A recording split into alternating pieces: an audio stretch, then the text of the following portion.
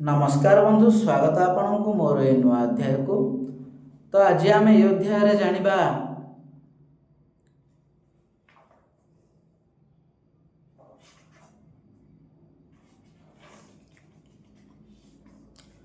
दुस्वप्न निवारण मंत्र।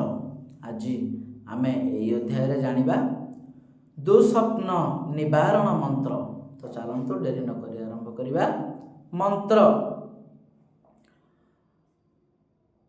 नारायण सांगधर श्रीधर पुरुषोत्तमं वामन खंगिन चैव दुस्वप्ने च सदा स्तरेत।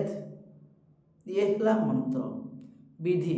चलतु केमिति विधि करिबा जानिबा। विधि भयानक दुस्वप्न देखिले उक्त मंत्र को स्मरण कले बा पाठ कले दुस्वप्न दूर होइथाए।